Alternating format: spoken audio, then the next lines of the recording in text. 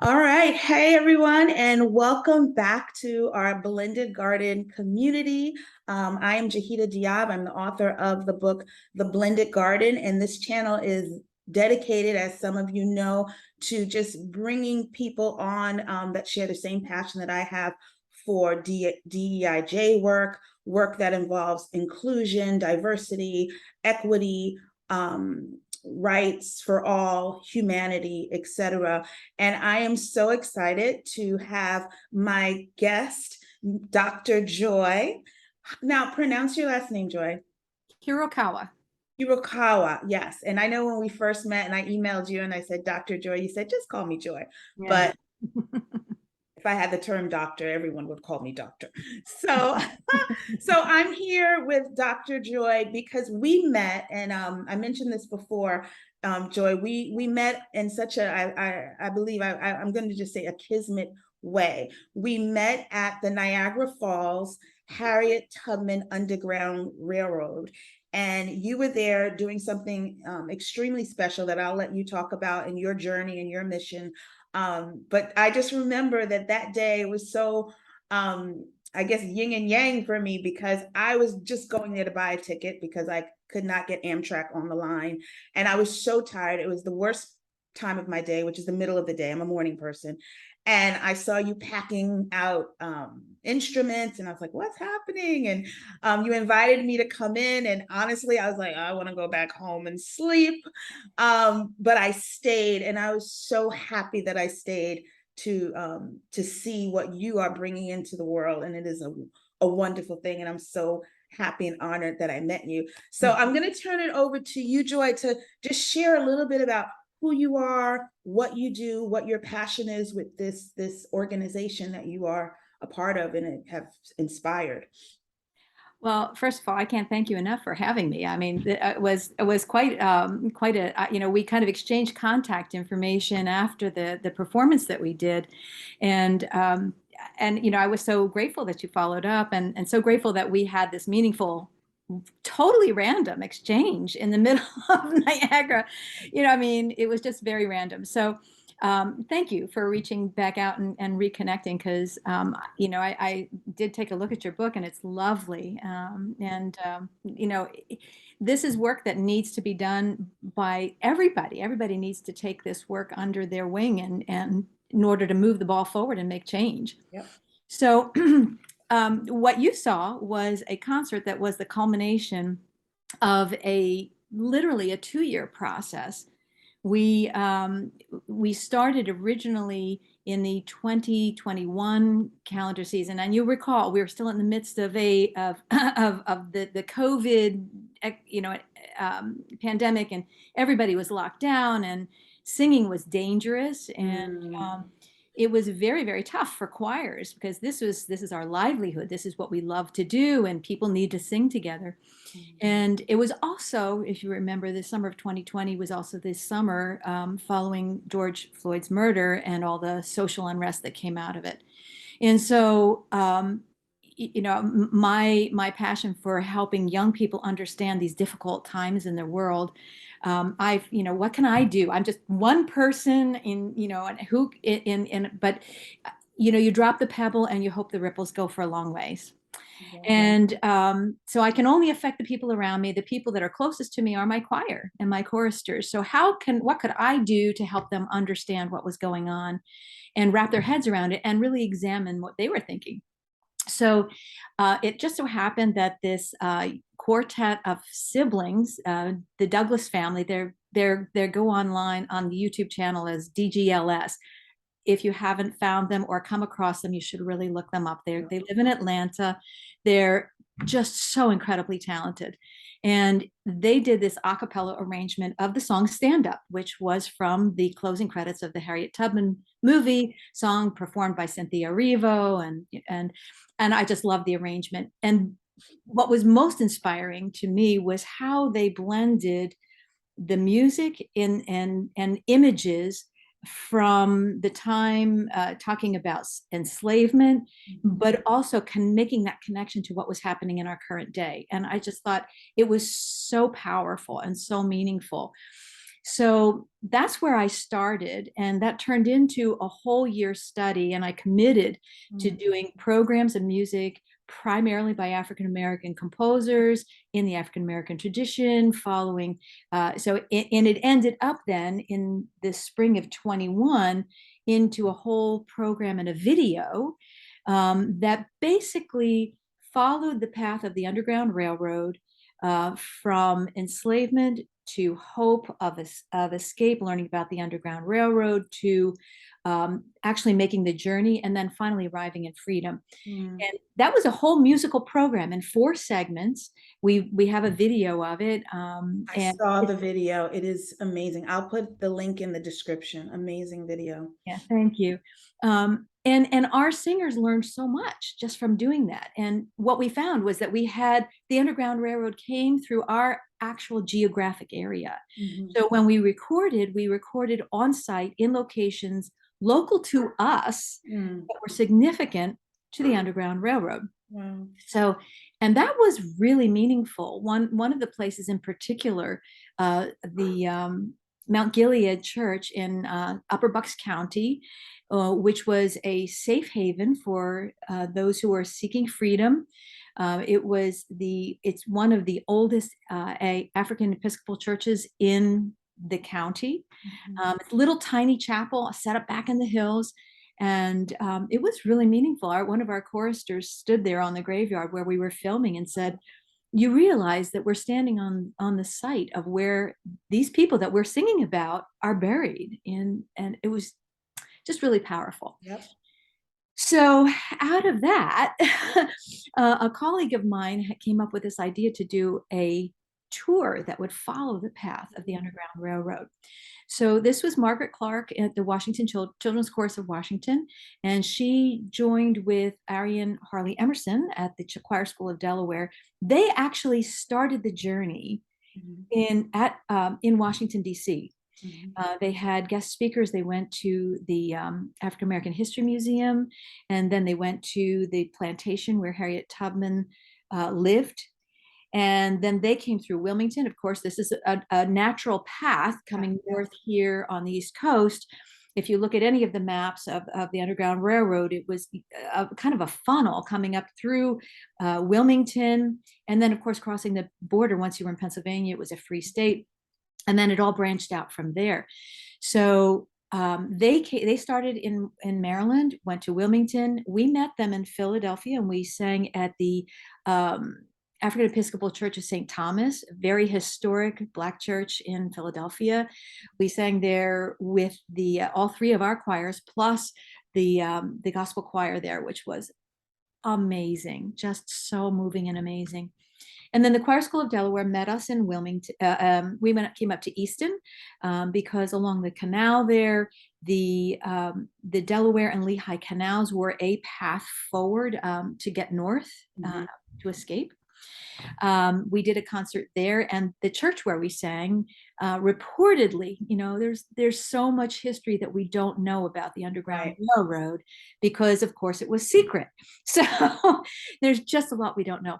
But we understand that in renovations that have been covered up, that there were passages and hiding spaces underneath the church in Easton.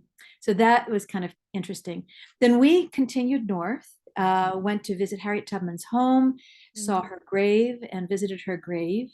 And one meaningful piece that the Washington Children's Chorus brought to us in Philadelphia was a small cup of soil from the plantation in Maryland. So we left a few handfuls at her gravesite, at Harriet Tubman's gravesite. And then we went, and then we saw you in Niagara at the Underground Railroad Heritage Center in Niagara Falls, and delivered the rest of the soil that we had to the leadership there. I remember that was beautiful when you gave her that piece of soil. That was amazing. And not to cut you off, but I know that at the railroad, as soon as you come out, you see that beautiful picture of the journey starting from the South all the way to Canada. And when I moved there, that was the first place that just spoke to me. And I would go and have my coffee there in the morning and just kind Mm. of, channel my ancestors. That's something I always teach I have two boys, and I always say to them when we moved out there, I said to them, I said, you guys, these are special woods. These woods are not just any woods. Yeah. So, acknowledge that and know that they're not just trees here, but our ancestors traveled through these woods. And so yeah, so just what you do is it just speaks so much to that, just being aware of that, because sometimes, we're not aware of it. It stays in a book, or it stays on television, or it's just something that's not even in our frame of mind, and so to see you take music and put it into these young people's bodies and voices, and they just sound so beautiful when they were singing. It was truly amazing. Can I ask you, the song Stand Up, can Yeah. you just recite the lyrics just from the very beginning up to the chorus, because I do want to play a little bit of it with the youth singing. Yeah. Yeah. So the beginning is, I've been walking with my face turned to the sun, uh, head on my shoulders, bullet in my gun. Mhm. Um, I'm wading through muddy waters. Um, what's the next line? Um, and I don't mind if I lose my blood on the way to salvation. And I'll fight with the strength that I got until I die. So I'm going to stand up, take my people with me. Together we are going to a brand new home far across the river. Can you hear freedom calling me to answer? I keep on moving on. I can feel it in my I bones. feel it in my bones. So I'm going to play a little bit of that. I don't have my speaker, so I hope that it'll come through the microphone. But it was just so meditative hearing them Mm-hmm. sing this and moving.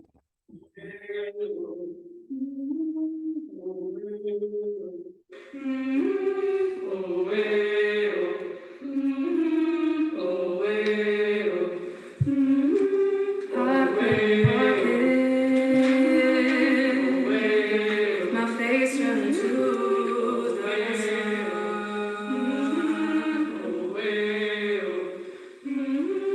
Weight on my shoulders, bullet in my gun. All I got is in the back of my head, just in case I have to run.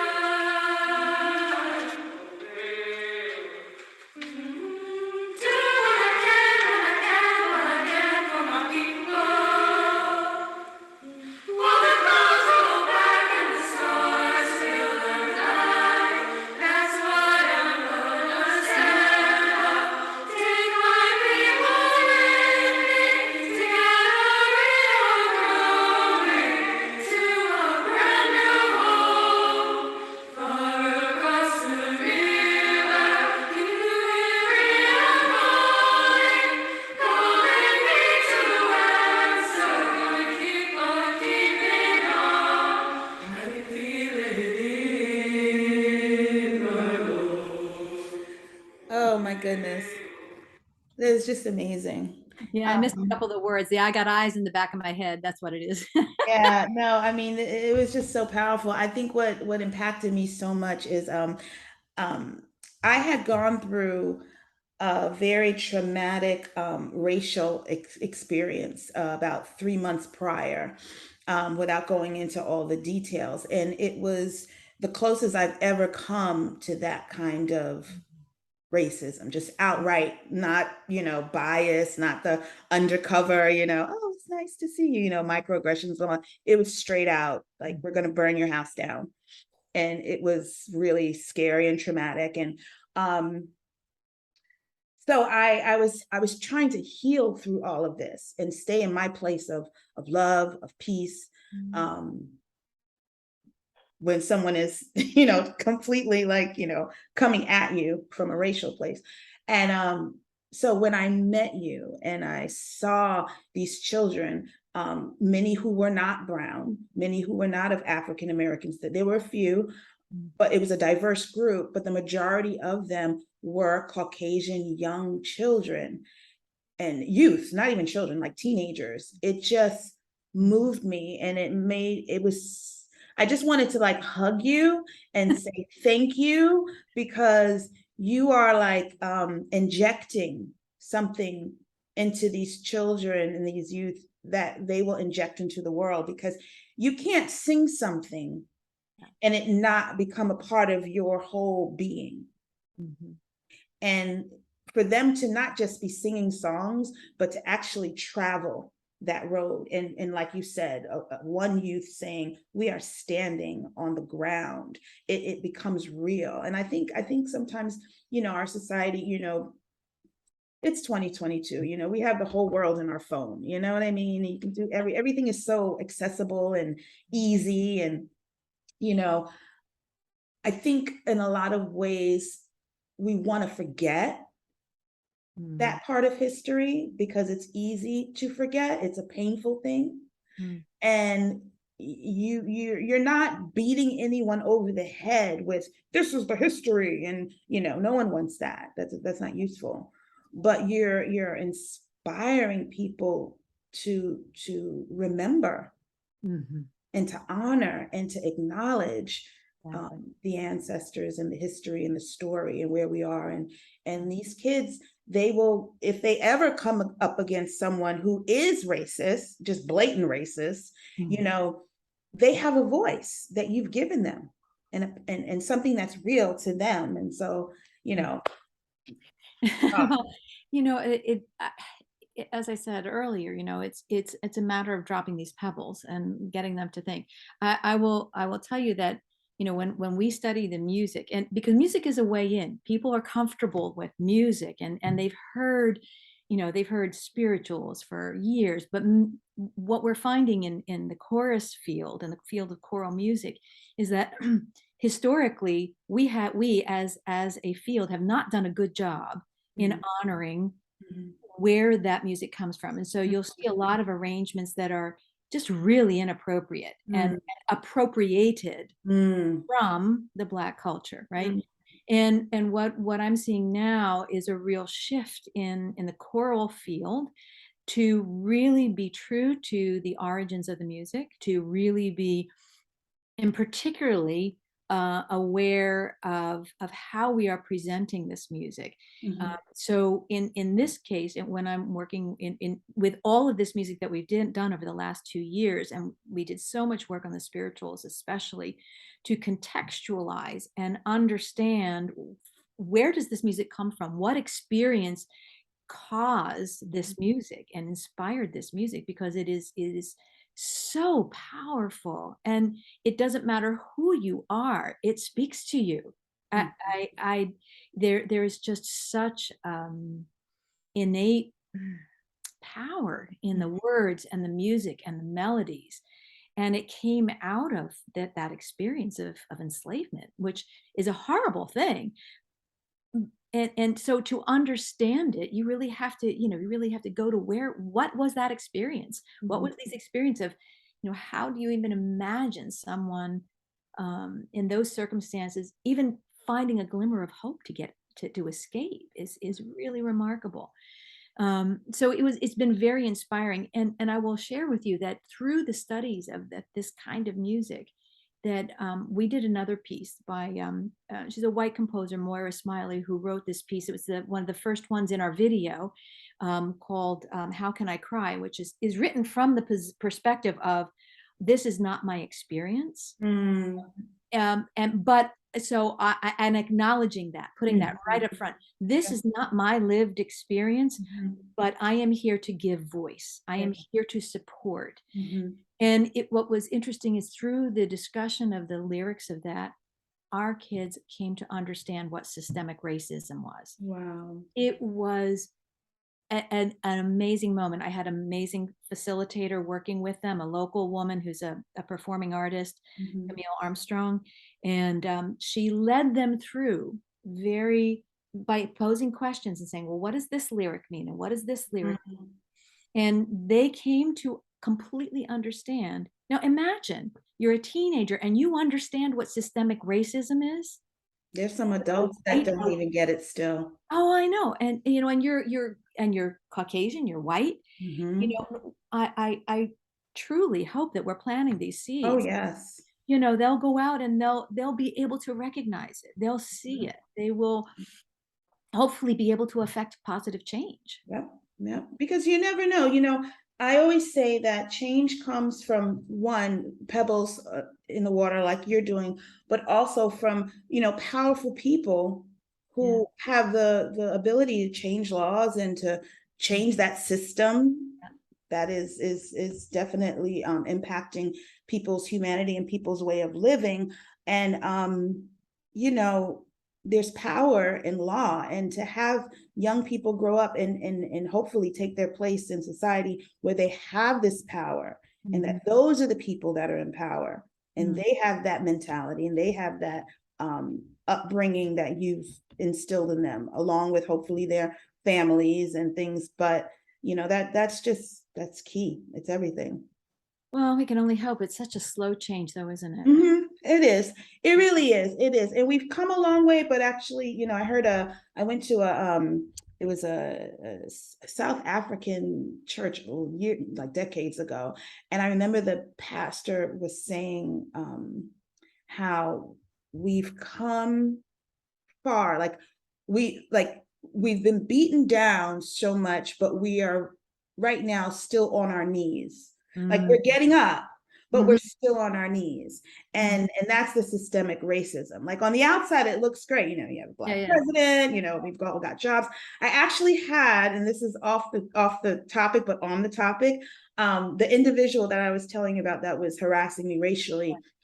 He said to me in a conversation via text, you don't even have anything to do with slavery, Jahida. You're not a slave. If anything, Black people have it better now than they did before. Like that was the disconnect of this individual. you know Mm. so to see the connect of the youth that you're working on, that will hopefully provide some balance in our walks as we bump into each other in Yeah. life, because we're going to bump into all kinds of people. Yeah.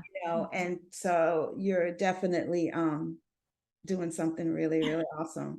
I Yeah. mean, really, it's great. It's great. Is there anything else you want to share about the group, about the youth? The video now, because I had Kyle, my 14-year-old, watch it, Mhm. and he had questions about the video. Because in the video, they're in different places, and he was like, "Why are they all in different places? And Yeah. are these the landmarks that was?" Yeah.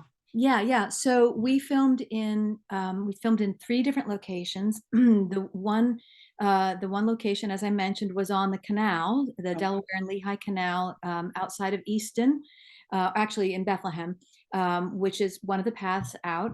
We filmed at the Richland Friends meeting in Quakertown, and Quakertown was the northern terminus in Bucks County, Pennsylvania, Mhm. for the Underground Railroad.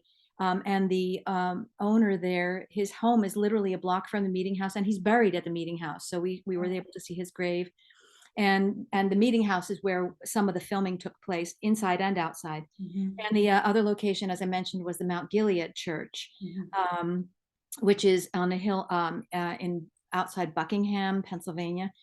There is one shot, and there is a little explanation in the video about the Wedgwood Inn in New Hope.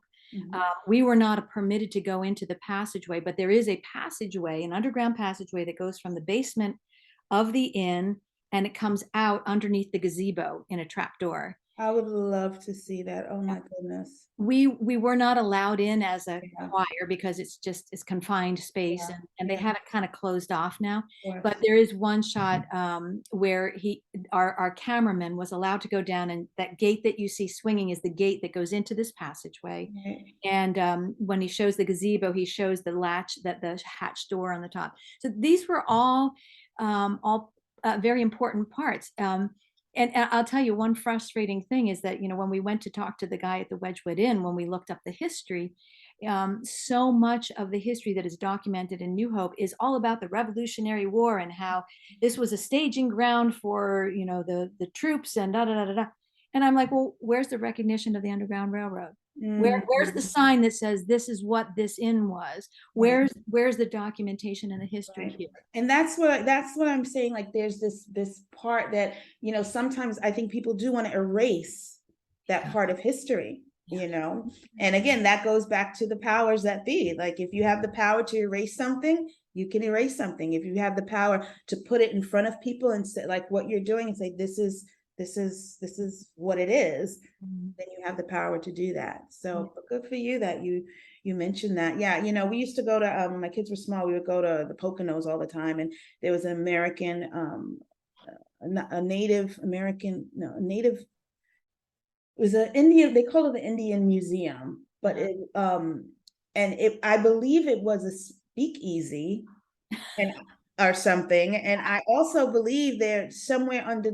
I don't know if it was just me and how I pull on my ancestors' energy, but we would always go to the museum, and I would always say, I feel like this was some kind of underground railroad. And I would tell my children, slaves went through this part of the United States to get to freedom. So I can totally see under the ground, there's got to be something under here because I feel I don't know, maybe that's just me. But also too, I want to say that, and this is why I feel like such a connection with you in this realm that we're talking about.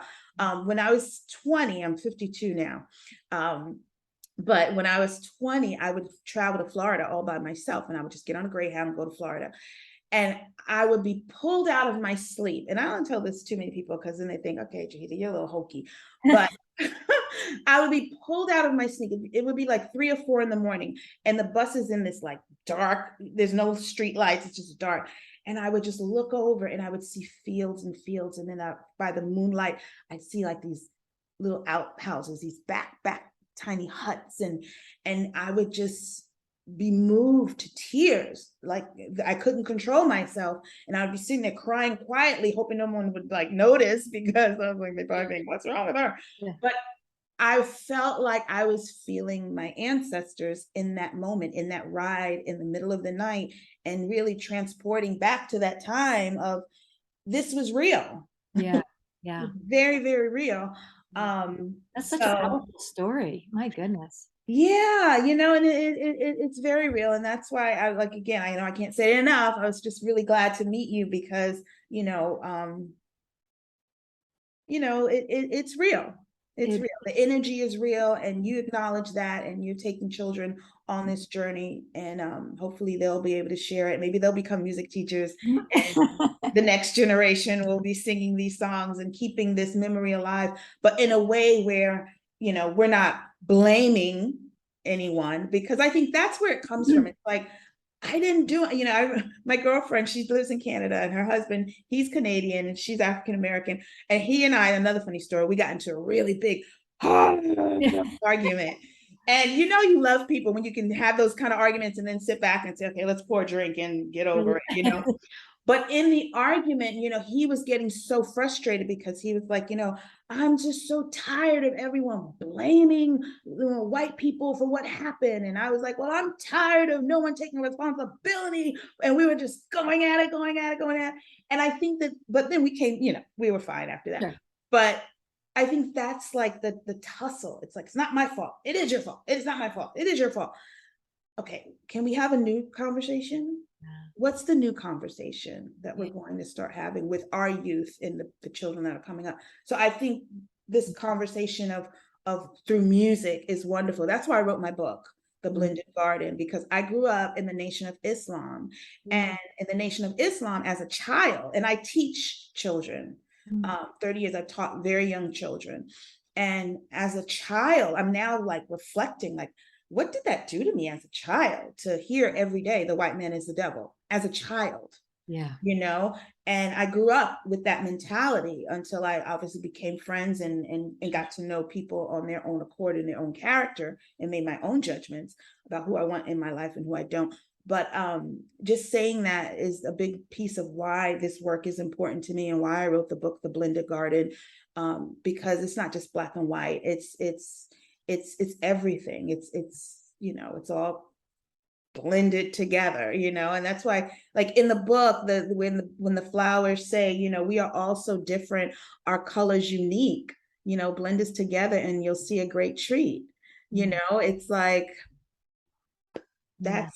that's what you're doing. You're showing everyone, you know, look, we can all come together. We can sing together. We can learn together. We can acknowledge the past together. We can plan for the future together. And you're doing it through music. And that's pretty wonderful.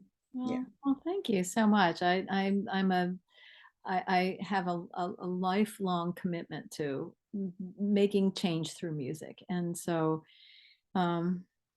it's really important to me, and that coming from my own personal experience with doing this kind of work with other conductors and just in my own professional life, and you know, to be able to plant those seeds for youth, and hopefully they're going to fix what we as adults frankly have not been able to fix yet.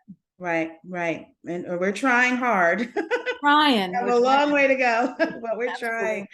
absolutely. Oh man, Joy, thank you so much for meeting with me and chatting with me. And I know this won't be the last time we talk, and please keep me in touch with anything. You know, I love to travel. So if they're doing another, you know, journey, call me. I'll bring my boys, I'll bring my friends, and we'll journey along and sit and listen. So thanks everyone for watching, and please share this video and become a part of the Blended Garden community if you have a passion for this type of work and you maybe like to come on and chat a little bit more. I'll be putting the links to Dr. Joy's choir, Bel Cantor Youth Choir. Youth Chorus, yeah. Bel Cantor Youth Choir. Chorus.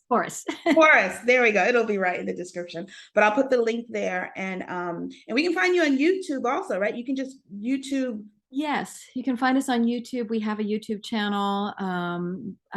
We've done all kinds of different kinds of music. We are affiliated with the Bach Choir of Bethlehem. So if you go to bach.org /Bel Canto, you'll find us there, and that has all of our background and all of that stuff there. And so, yeah, we need to keep moving forward with this, right? Yes, definitely. So listen, you enjoy the rest of your day. Enjoy your horses. Maybe one day I'll get to ride a horse at some point. I'm dying to do that. Thank you so much for having me. I really, really appreciate it. And it's been wonderful to speak with you. Oh, Joy, thank you so much. You take care, okay? Take care now. Bye. Bye. All right. So I stopped recording, Joy, I believe. Yeah.